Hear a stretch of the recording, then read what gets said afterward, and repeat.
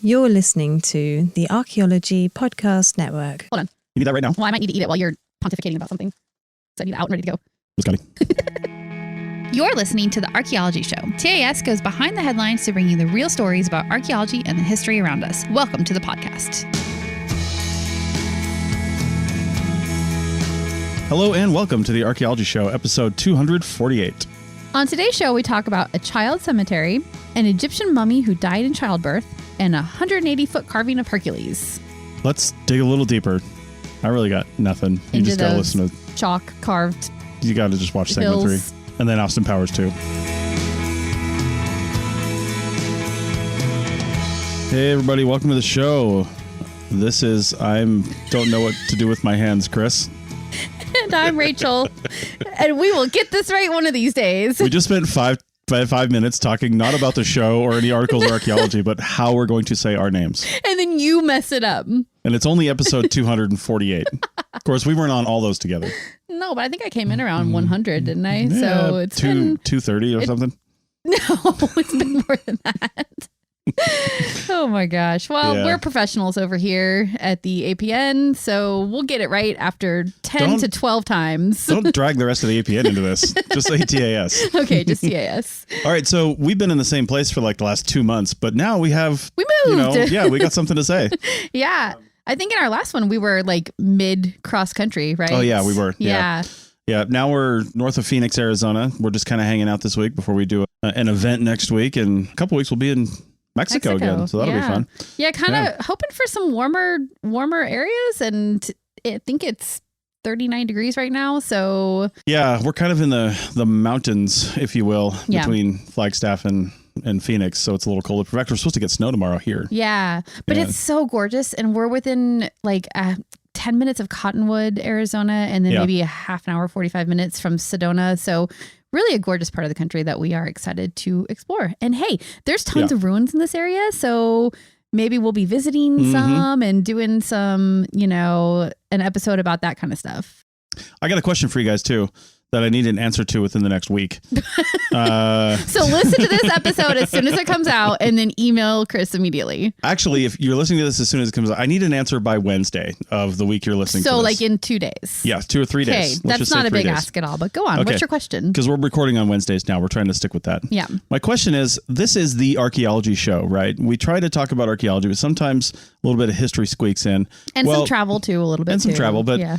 Today, as we're recording this, we're going to the Lowell Observatory in the evening in Flagstaff, and we're hopefully going to look through, if it's not cloudy, the Clark telescope, which is the one Percival Lowell looked through and first riled up the whole world about canals on Mars. Now, none of this is archaeological, but I mean, it is actually, I think it is actually a national historic site because if this were all buried in ruins, it would be archaeological. This was the early 1900s. It's important historical and an important historical area for sure. Actually, I think it was the late 1800s that he actually built the telescope and was doing that. I think that's what you said when you were researching it last night. Yeah. Anyway, it's been in consistent use ever since then. There's other research telescopes up there, and it's just really cool. And I'm like, would that be appropriate to talk about, like our visit up there and some of the history up there, even though it's not really archaeology because it hasn't been buried yet? What makes archaeology? Does it have to be buried and forgotten to be archaeology, or can it be just like old? Well, we definitely veer into like the land of history pretty often. Yeah. But like it's history backed up by archaeology because they do go hand in hand. And even in the UK, isn't archaeology technically like a branch of the history department? Isn't that how it works over there? Yeah. So if you want to do an episode where you do like the history of that telescope and that planetarium and maybe other ones as well, then I think that would fall into the category of our show. But all right, we'll see what other people think. Well, maybe we'll bring our fancy new DJI mics up there and do a little on the spot recording. Maybe. Yeah, that'd be fun. I don't like to do stuff around muggles, so we'll see. All right. Well, other people that didn't like to do stuff was 54 children. They were found in a cemetery in Turkey. That's terrible. Yeah, that was pretty terrible, actually. Yeah. Really disrespectful to kids that died, albeit 1,500 years ago, but still. Yeah. Well, anyway. Yeah. Anyway. Okay. So this first article, like you just said, is called "A Cemetery Belonging to 54 Children Was Found During the Excavation in the Old Quarry in Diyarbakir, Turkey." That's probably totally wrong. It probably is, but I'm going to go with it because I don't have any better pronunciation. And so what's going on here is that the Diyarbakir Museum started working in what's called the Kulp district of the city of Diyarbakir, which is in southeastern Turkey. And they started working there in 2021. And it was sort of specifically in this one part of this district in a neighborhood called Inkaya. Mm-hmm. Yeah, it's surprising to me that they were doing this is the kind of project where you'd think they'd just pop in and excavate because it's kind of like in the middle of a place where people live, right? Like it something is, like that. yeah. It's like right in the middle of the city, it looks like today. Yeah, but they did do a pedestrian survey and they found several coins belonging to the Byzantine Emperor Anastasius I, or the first, I guess. Yeah. And I mean, I guess they did these surveys to know where to excavate, right? Like that's why you do a survey. Yeah. So there's, it gave them some good information on what to do. And it prompted a larger scale excavation in the Inkaya neighborhood. And last year, one of the things that they discovered was the remains of a 1,500-year-old church. So this would be early Christian times, like Byzantine Christianity, right? So not really exactly what we know as Christianity today, but sort of that transition period between like pagan and Christianity, and kind of in the Middle East too, where you've got like the Muslim influence as well. So it's kind of like the nexus of all of that there. So it's definitely an interesting brand of Christianity that's going on there. Yeah. Well, through their excavations, they found 54 graves, all belonging to children in the ages of 0 to 6. Yeah. So a whole kids cemetery. Yeah. And it wasn't at the actual church. It was in an old quarry that's like next to the church, which is kind of important, but we'll get to that in a minute. A cemetery being devoted only to children is super rare in the archaeological record. There's just not a lot of examples of that. And they're very interested to figure out like why those children died, like what is going on with it. And they plan to do a detailed analysis of the skeletal remains. So we don't have that information yet, but it should be coming as they continue to do work here. So obviously the quarry predates the burials. And the best guess right now is that after the quarry activities were done, whether it was by the culture that buried the children or a previous culture, that they then turned this area into a necropolis. It was close to the church, I guess. So if you're assuming that the burials are related to the church, which I don't think they've actually made that connection with evidence yet. It's right now just like an assumption because of their proximity. But the idea is that it was close to the church. So that's why it got turned into this necropolis for children. I'm interested in the difference between the word cemetery and necropolis, because it's not a city of the dead. It's just a bunch of buried kids. I don't know. And this article, the people that they're interviewing are definitely English second language. You can tell by the way they use words sometimes in their quotes. So it might just be a translation issue going on there. I'm not really sure if they intended a difference between those two words or not. Yeah, in these graves too, sometimes they saw more than one child buried in a single grave. I always wonder if that's like siblings that were buried together, or just maybe it was just expedient. They had two children that they needed to bury at the same time. So digging one grave rather than two was easier. I don't know. But again, that's something that they're kind of hoping to tell when they do more analysis on the skeletons. And a lot of work was put into this too. The remains were actually placed in a carved out limestone cyst. So this is a limestone quarry, presumably. Yeah. And so they carved out the limestone, or probably there was already some help because it was a quarry and some things were naturally carved out. Yeah, not they naturally, probably but quarried out. Yeah, exactly. They made use of the natural formations that were already there, or not natural, but quarried. Yeah, the quarried ones. Yeah. And then they would close that with a piece of limestone, like a slab, just to cover it, right? They don't really specify that. I put a question mark that because I think that's what they meant by it was covered in limestone was what they put. So I would assume that would be like a limestone slab. I guess it could be crumpled up limestone too, right? Yeah. Yeah. Interestingly, the graves were all oriented east-west. Yeah. So some of those they would have to have excavated out unless this quarry was specifically made for this, which we don't know. Yeah. I mean, they would have had to have made them orient that direction if they're all that way. Here's the crazy thing though. Why is it all kids? And I'm wondering, did they all die at the same time because of an illness? Yeah. You know? Well, and they think based on their initial assessment of the skeletons that they did not all die from the same illness or epidemic. Again, they don't specify why they think that. And it's just from visual analysis of the skeletons so far. But this is where it gets really interesting for me. Their hypothesis right now is that this relates to like early Christian baptism culture. Okay. And what I mean by that, or what they mean by that, is that before the 10th century CE, it was actually illegal to baptize children. It was a ritual that was reserved for adults only. But you know what that means, right? If you're not baptized, you're not Christian, you're a heathen, right? Like you're not accepted into the Christian faith yet. Yeah. And because of that, you weren't allowed to bury them inside of church into like the hallowed grounds of the church. You have to be buried outside of the church.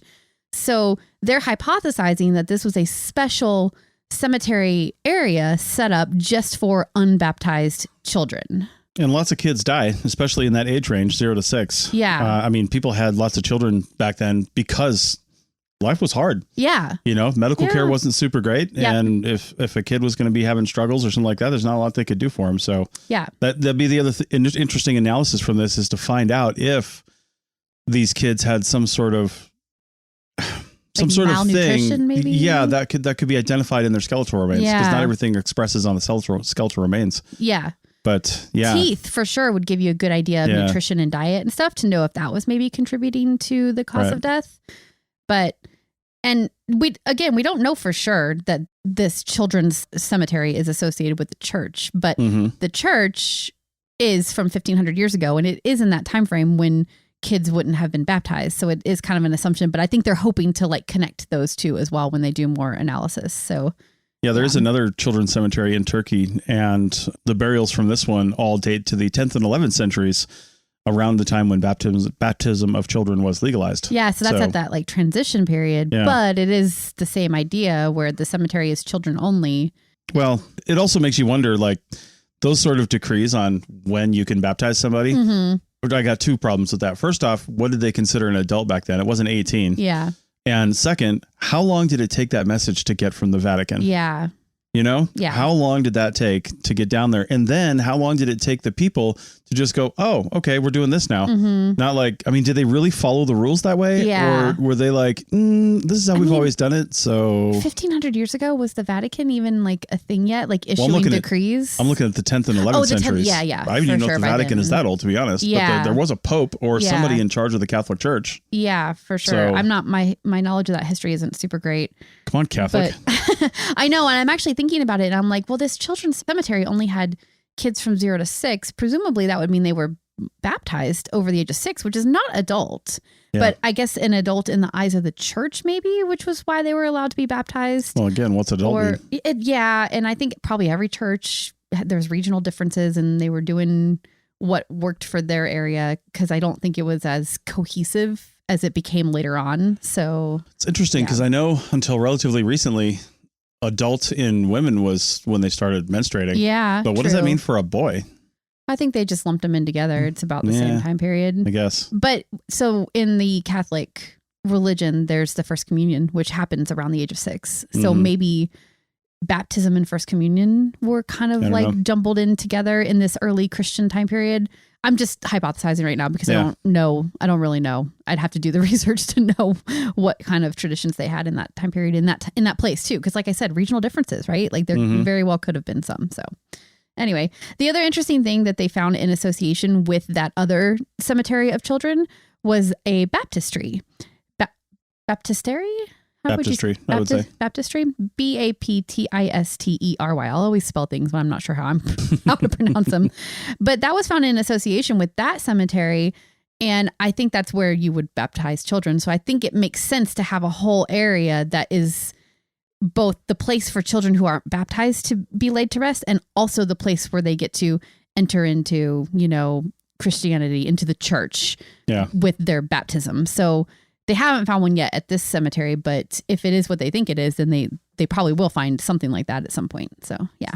All right.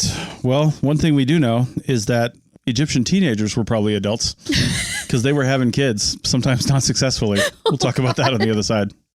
America. We are endowed by our Creator with certain unalienable rights: life, liberty, and the pursuit of happiness. By honoring your sacred vocation of education, you impact your family, your friends, and your community. At Grand Canyon University, our online bachelor's, master's, and doctoral education degree programs allow you to balance online coursework with observational and hands-on experience in the field. Find your purpose at GCU. Private, Christian, affordable. Visit gcu.edu. Is your vehicle stopping like it should? Does it squeal or grind when you brake? Don't miss out on summer brake deals at O'Reilly Auto Parts. O'Reilly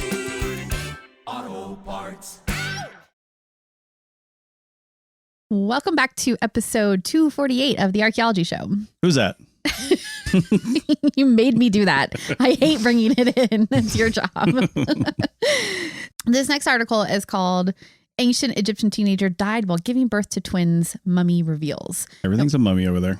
Well, that's what they did. But we actually have a couple articles and the actual paper about this that's linked in the show notes. So you can go see all the images and read all about it because it's actually really super cool and interesting. So this is an Egyptian mummy of a teenage girl who was between the ages of 14 and 17. And she was first discovered in 1908. And what this study is doing is just re-examining the remains because it's been over a century since anybody has even really looked at them. Yeah, when they first found her, they identified the bandaged body of a fetus and the remains of a placenta wedged between the girl's legs. So clearly died during childbirth. Yeah, it's kind of clear what happened. Yeah. The mummy dates to sometime between the late dynastic period, which is from 712 to 332 BCE, and the Coptic period, which is between 395 and 642 CE. So that's actually kind of a big range. Yeah. I don't know why they couldn't date it better than Over that. 1,000 years. Yeah. But it's right at that like turn of the millennia, basically. I guess there was nothing else identifying on or around the mummy to really nail down that time range. Probably not. Because Egypt is pretty good about that. I mean, that's kind of crazy. I think it's because it's between the dynasties. So when you're between them and it's not a specific, you don't have the specific things associated with a time period to help you narrow in on the date, maybe.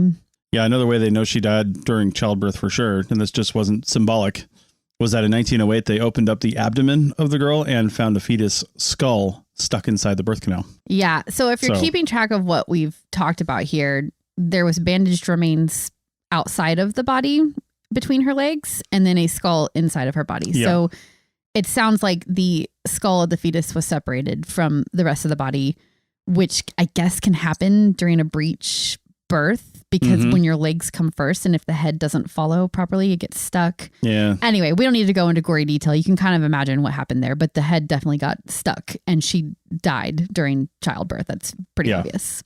Yeah, back then in 1908, they didn't really know what to do with this. They didn't have a lot of analytical tools, so they just jotted it down as the first time a mummy was found in Egypt where somebody had died in childbirth, and like obviously, kind of moved on about their business. Yeah. Didn't take until 2019 when Francine Margulies and a CT scan did the rest of the work. And she did this for her master's thesis research. Yeah. And I don't think she went into this expecting to find a second fetus, but that is exactly what she did find. The second fetus was discovered to be lodged in the girl's chest, which I know is not where fetuses usually are. So that is weird.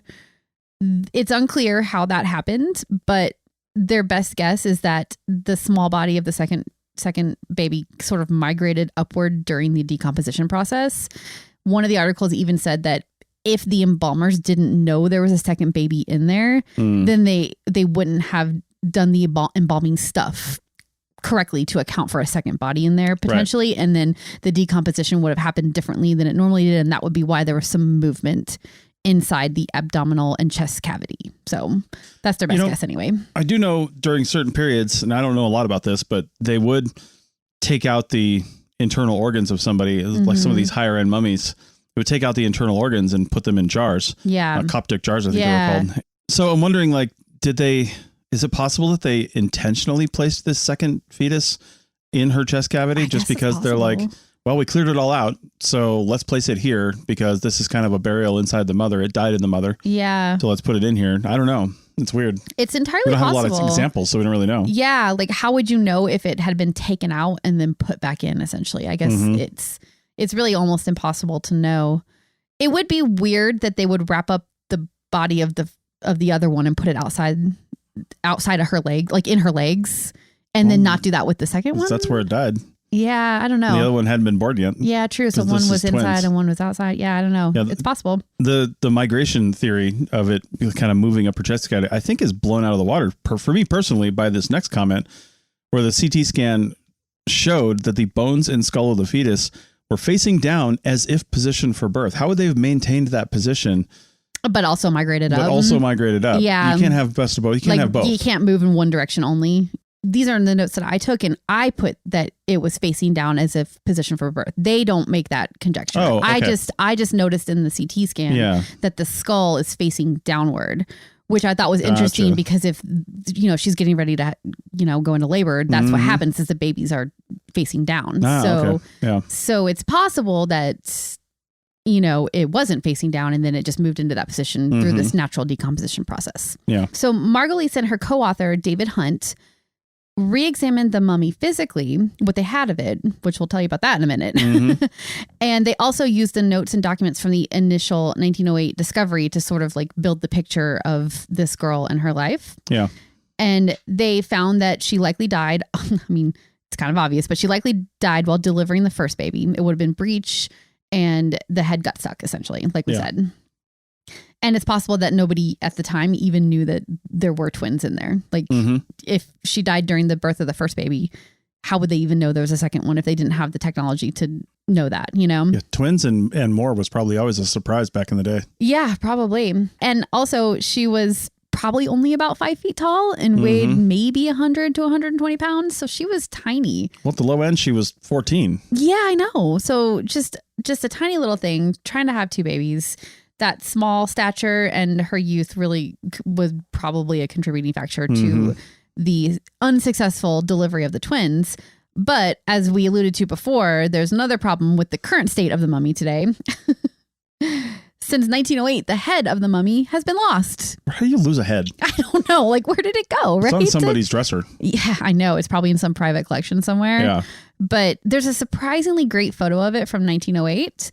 And her hair is arranged in these really elaborate, beautiful braids all over her head. It's makes you feel so sad for the sad end that she came to, such a short life. And when somebody takes so much care to like braid her hair, it just makes it even more like real and human, But without that head, they can't analyze the teeth for clues about the girl's health, nutrition, and diet. Yeah. And also they would have gotten more information about her exact age too, I think, if they had the head. So that's why they've got this range, and then they're doing the best they can with what they've got. Yeah.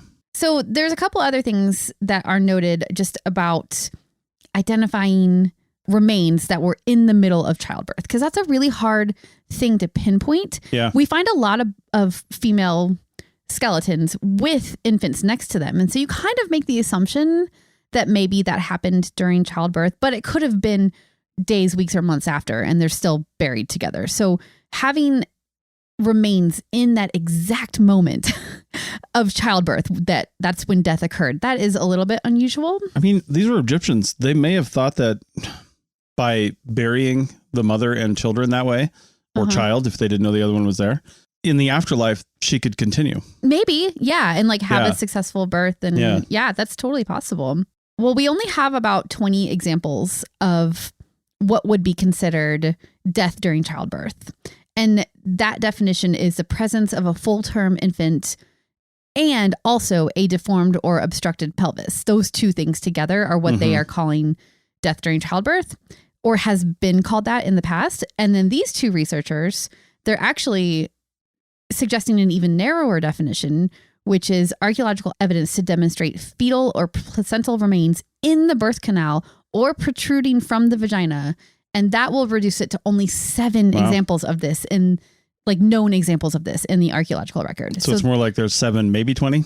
Yeah, 7, maybe 20. 7 for sure, maybe 20. Yeah. But yeah, I mean, it's so super rare to find this, which is just another thing that makes it so cool and interesting. Yeah, they note that also something interesting about twins is that in ancient Egypt, they were not desirable.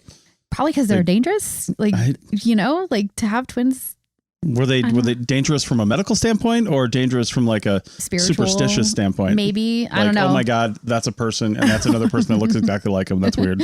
All we know is that there's a spell called the oracular amuletic decree. Yeah, I've used that. I'm sure you have. Found on ancient papyrus. And it was meant to prevent birth. That's where all spells are. Yes, on ancient papyrus. That's the only place you can have a spell, actually. And that spell said, in quotes, so this is translated from hieroglyphics, of course, "We shall," in parentheses, "cause her to conceive male children and female children. We shall keep her safe from Horus birth, from an irregular birth, and from giving birth to twins." So I guess Horus means birth. Is that probably what that meant? I have no idea. The whole thing is in quotes. But basically, we'll keep her safe from the birth itself, from an irregular birth, and from giving birth to twins. Because, you know, by the time you're pregnant, you can stop the whole twins things from happening, right? I mean, it's kind of... Yeah, it's probably. kind of happening already, right? Yeah. Yeah. Super interesting. I love finding, you know, these very rare examples in the archaeological record because you know it happened, right? Like, you know that women died giving birth to twins and just giving birth in general. But to have actual physical evidence of it, which is so tragic, I get that, but also like so fascinating from a historical, archaeological, biological standpoint. So I thought this whole story was so cool. All right. Well, we're going to move on because another thing that's cool is somebody doing the naked man move for way longer than we thought they were. There's your How I Met Your Mother reference. Oh my God. Back in a minute. America. We are endowed by our Creator with certain unalienable rights: life, liberty, and the pursuit of happiness. At Grand Canyon University, we believe in equal opportunity, and the American dream starts with purpose. By honoring your career calling, you impact your family, your friends, and your community. The pursuit to serve others is yours.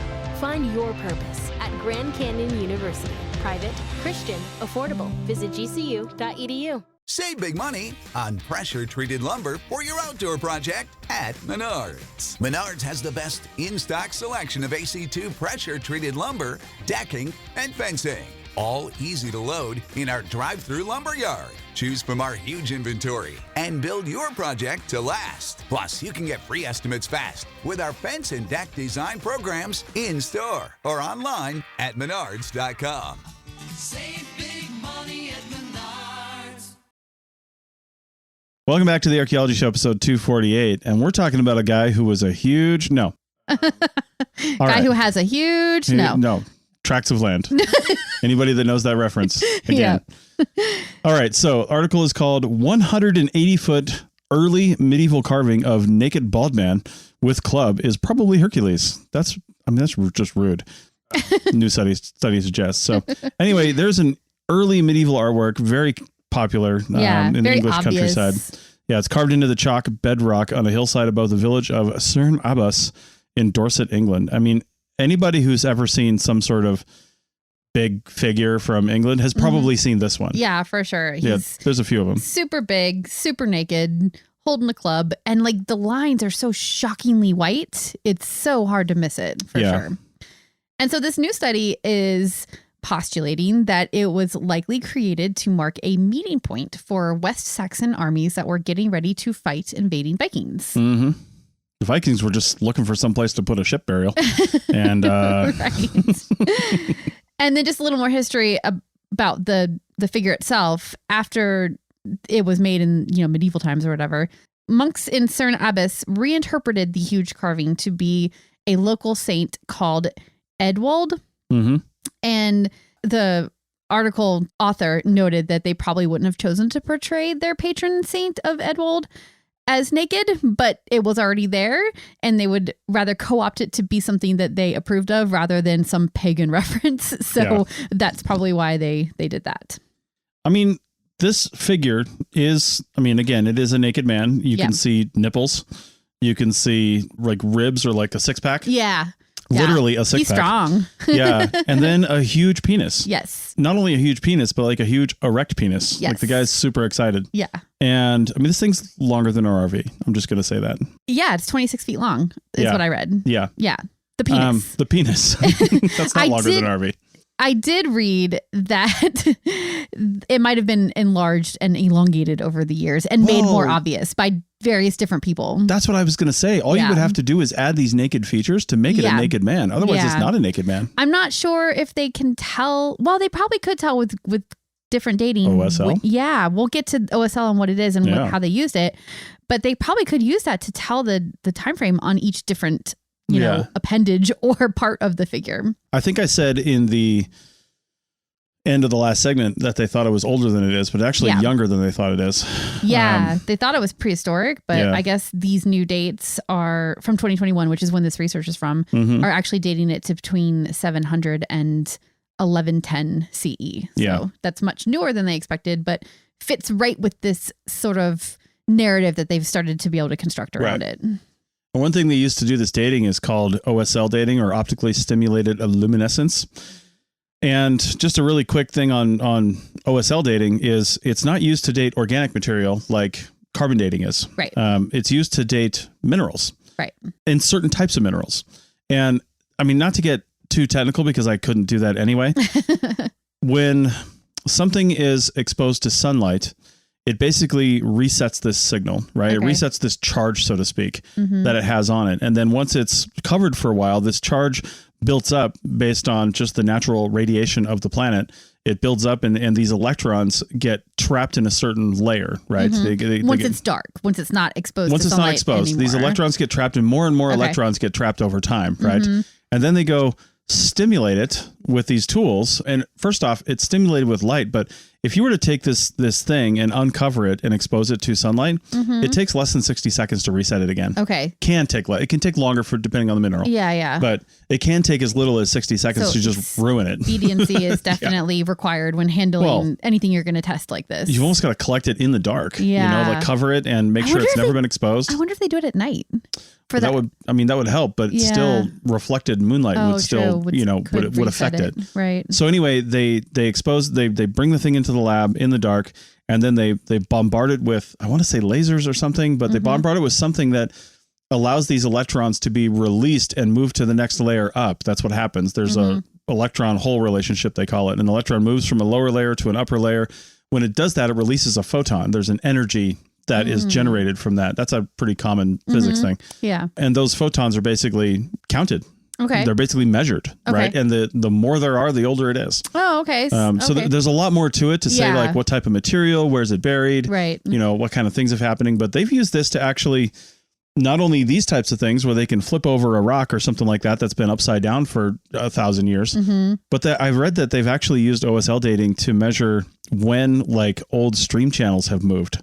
Oh, no way. Really? Yeah. Because you can see the rocks for like an old channel, and you can go, if you go measure those with OSL dating, you know that the last time that was exposed to sunlight, which means because things tumble around in streams and stuff like that. So the last time it was exposed to sunlight was this many 1,000 years ago. And I also read too that this is accurate-ish up to about 150,000 years. I was just going to ask that, like, how far back can you go with it? Okay, but that's really great though, because it's a dating technique that you can use on some of these really old sites that, once carbon dating just isn't an option anymore, or if you don't have carbon-based things to date. So that's cool. It works on quartz and other similar type materials, but not all things. Like I don't think it works on like granite, for example. Right. Okay. Cool. But anyway, that's a little quick thing on OSL. They use. So I guess the chalk material that is in these lines would, if they collected like a layer from below what's been exposed to the surface, is what they could date in this particular circumstance. Not really. It would have to have been something that was exposed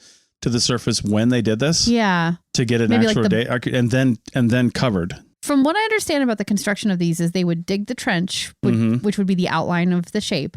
And then they would sort of fill it in with the chalk, the natural chalk from the countryside. So you'd have to presume and take a number of samples because something could have been, I guess, not exposed ever during the excavation and deposition process. So you'd want to take a few of them and then look underneath. And then also have to be, I would assume, kind of deep in the burial just to make sure that it hasn't been affected in the last 1,000 years. Yeah, like kicked over by somebody walking over it or whatever. Yeah, for sure. But, I mean, if you sample a bunch of these things and you come up with the same date range, that's pretty conclusive. Which it sounds like that's what they did here. Yeah. So that's why they're able to release this paper that is saying all this stuff. And but also, like we were just talking about, it would be interesting for them to pinpoint the dating at different parts of it. Because like he's holding a club. He's got a club in his right hand, and then his left hand is outstretched. They're saying that it's likely that he originally held Hercules' iconic lion skin, which he would have obtained from the slaying of the beast during his 12 labors. And well, I mean, that's if they're assuming that it's Hercules. And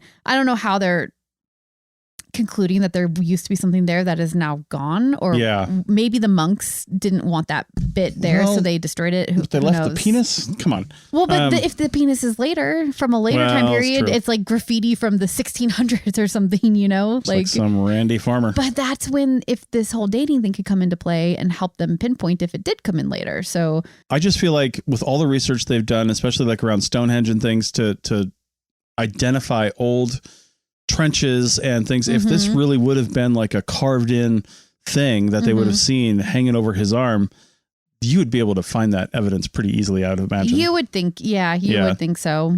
Well, I'm just not sure about that. Yeah. But they are going forward with this idea that it was meant to be Hercules, because the myth of Hercules would have been well known in the Middle Ages. And there's actually a spike of interest in that myth in the 9th century CE, which is sort of right in the range where this could have been created. And that club that's in his right hand is sort of an identification marker for Hercules, along with the missing lion skin that may or may not have been there at some point. That club is pretty gnarly. It's like, it is. It's like, you sure this isn't Negan from The Walking Dead? Oh my God.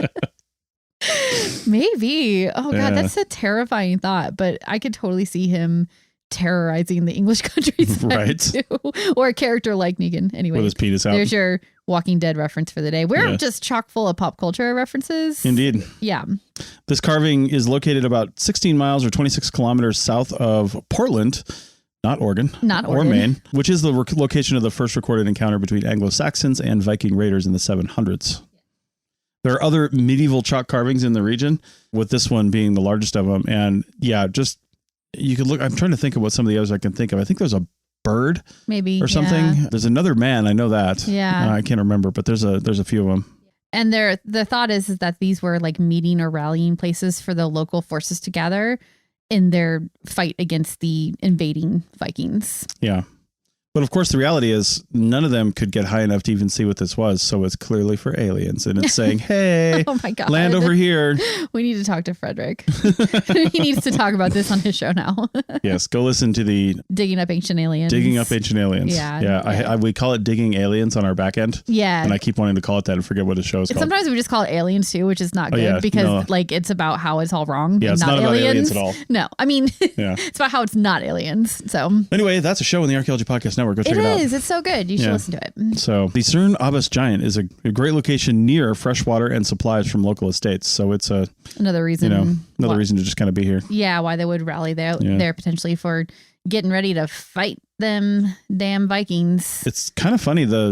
The outline around it is like a pentagram, but it's really probably just the fence. I saw that. Yeah. I think it's the fence protecting it. Oh, I bet you're right. I bet you're totally right. I doubt that was put there in early times. Yeah, probably not. Yeah. Because you can see the path going across the hill to get to it. So it could be a path around it too. But I'm sure it's a path. And another interesting thing too is that this hasn't been known forever and ever. Because I guess these chalk drawings, it's really easy for the grass and the brush around it to overgrow it and completely obscure it. So in these areas that are overgrown, it's possible that there's more of them that just haven't been found yet. Mm-hmm. Maybe not because there's a lot of people that have been here over the last 1,000 years. So I feel like they would have found it, but you never know. Maybe they'll find, I don't know, who was Hercules's like lady. Maybe they'll find somebody else on another hilltop. Maybe that's who he's reaching towards with that empty left hand. Wow. His head is weird too. It's too very small, right? Yeah. It's almost like they did the club first because it's very big. Yeah. And then like, crap, we need a head. They squeeze it in. Why is his right shoulder so square too? And the left shoulder just like slopes off. We look at early artwork and we're like, man, those guys were so good, but like not all of them were. Well, and this would have been really hard to do without an aerial perspective. Yeah. They probably didn't realize that the right shoulder was so square, and it's not like they could have gotten up into the sky and seen it the way we can see it. So they definitely didn't have the talent of the early Peruvians, like with the Nazca lines, because those things are some works of art. They look like they had somebody sitting up in an airplane going, nope, put this one over here. They do. The engineering on those are pretty amazing. The engineering on this is amazing too, not to take away from it, but I'm taking away. Look, they put a lot of work into that penis and those ab lines. Okay. Yeah. Early romance novel. That's going to be the title of the show, by the way. They put a lot of work into that penis. So that is 100% not the title of this article or this episode. That's what I titled of the article too. All right. Oh man. Well, we are going to And on that note, I guess. Yeah, I Sure. guess. Great. Yeah. Talking about giant penises over here at TAS. And with that, we'll see you next week. Bye.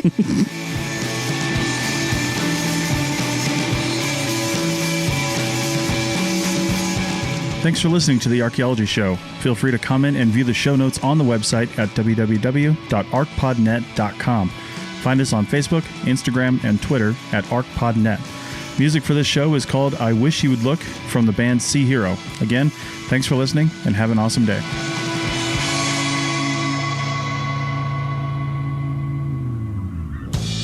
This episode was produced by Chris Webster from his RV traveling the United States, Tristan Boyle in Scotland, DigTech LLC, Culturo Media, and the Archaeology Podcast Network, and was edited by Rachel Roden. This has been a presentation of the Archaeology Podcast Network. Visit us on the web for show notes and other podcasts at www.arcpodnet.com. Contact us at chris@archaeologypodcastnetwork.com.